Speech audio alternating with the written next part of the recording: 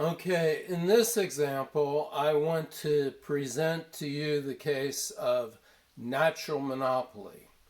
Natural monopoly is a situation where the long run average cost curve is declining throughout the relevant production range. In other words, this firm is enjoying economies of scale. So this creates a situation where one firm, one big firm, is able to produce the good at lower production cost than what a large number of smaller firms would be capable of doing. So we call this natural monopoly because a process of competition would ensue where only the one large efficient firm remains. They have the market to themselves. Okay? So what are they going to do?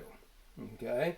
They're going to set marginal revenue equal to long run marginal cost.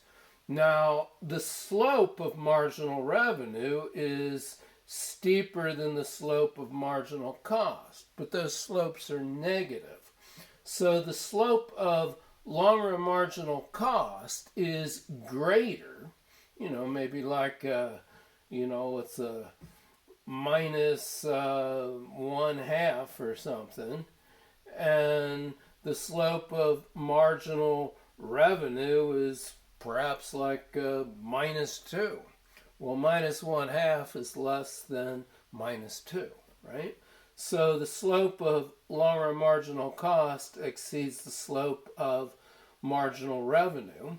So the profit condition holds right here. They're setting marginal revenue equal to marginal cost, where the slope of marginal cost exceeds the slope of marginal revenue. So this monopolist produces this quantity. They charge this price. Price exceeds marginal cost right here. There's marginal cost. Okay? They're going to be allocationally inefficient in both the short run and the long run. Okay? They're going to be earning positive economic profits. Here's the long run average cost curve. So for this quantity, you go to the long run average cost curve. Here's their average cost. This rectangle then would represent positive profits, and those positive profits persist. So what to do with this pure monopoly that's natural? In other words, a law or a legal barrier didn't make them a monopoly. Ownership right of some key mineral or ownership right of a patent, that did not make them a monopoly. What made them monopoly is a natural process of competition where only the large, efficient firm remains. But it results in certain types of inefficiencies. Allocational inefficiency, the persistence of positive economic profit, and probably also we can easily make a case for X inefficiency. Okay?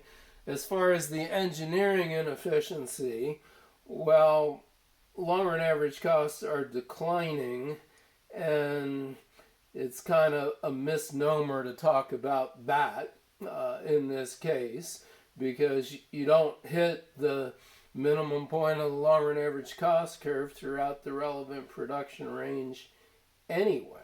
Okay, so let's gloss over the question of engineering inefficiency and concentrate on the other three. So what to do with this natural monopolist? One approach is laissez-faire, leave them alone. It was a process of competition that created them, not a law, not an ownership right. So just leave them alone and society will enjoy the scale economies. Another approach, though, would be to break up this monopolist. Okay? We might value small-scale competition for its own sake, or have questions about the power of a monopolist, a large aggregation of economic power. What are they going to do with all those excess profits? They could buy influence politically. They could buy maybe a monopoly in some industry that's naturally competitive if they can get some cooperating politicians to go along through campaign contributions and whatnot. Okay, so that's another approach. Break them up. But if we did, we would be sacrificing these scale economies, these lower production costs. A third approach is to regulate the natural monopolists. In other words, take away from them the power to make the price. Now, there's two approaches to price regulating a natural monopolist. One approach is called average cost pricing. Look at where the long-run average cost curve intersects the demand curve. We could force, the government that is, could force the monopolist to charge this price equal to their average cost. They'd get a normal rate of return now.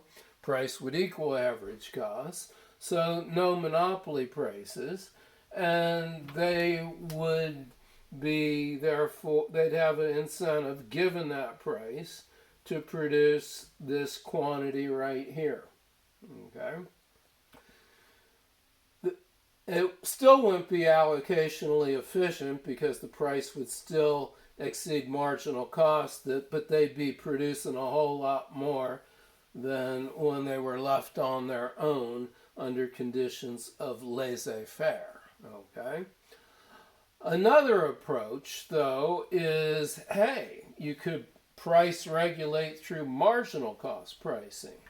Look at where the long-run marginal cost curve intersects the demand curve. Okay? So have them charge a price equal to marginal cost, and they produce this quantity here with marginal cost pricing. Okay? Well, that quantity would be allocationally efficient. That would be the ideal quantity from the social point of view, what's good for all of society. But the trouble here is the price equal to marginal cost would be lower than average cost. Okay? So average cost would be greater.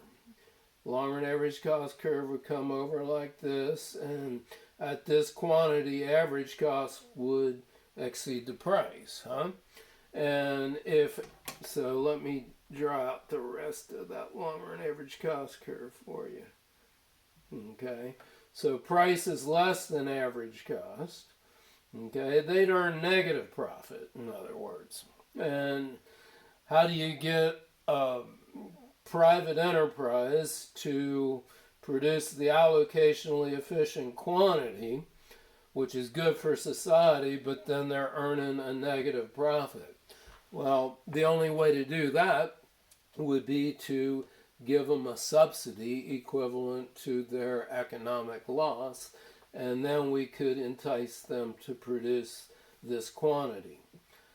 Now, that's difficult to do, difficult to justify politically. When in the past we have thought we had cases of natural monopoly, we tended to regulate them. Not break them up, not just allow them laissez-faire, but regulate them with average cost pricing. That tended to be what we would do in situations of possible natural monopoly. So that's a little lesson there on how to deal with natural monopoly. Okay? There's no good option, really. So no matter what we do, we're going to be left with some sort of problem, one way or the other. Nothing's going to be perfect, okay? let me rephrase, not everything's going to be perfect. We could leave them alone. Consumers pay higher prices. The monopolist gets an above normal rate of return. But we would enjoy some scale economies that way. We could break them up into several large number of smaller firms. Well, then we sacrifice the scale economies. We could regulate their price with average cost pricing, but then we still have some degree of allocational inefficiency. Or alternatively, regulate them with marginal cost pricing, and then we got the allocational inefficiency, but then the monopolist earns a loss and must be subsidized, which is difficult to sell in political terms. Okay. Now, many of the things that we used to think of as natural monopolies, utilities like, the power companies, telephones, things like this, we've reached a stage now due to changes in technology where we're kind of hoping, hey, maybe those things really aren't natural monopolies. And it's good to hope that because we don't have a great way to deal with natural monopolies. Okay, so that concludes our lesson on natural monopoly.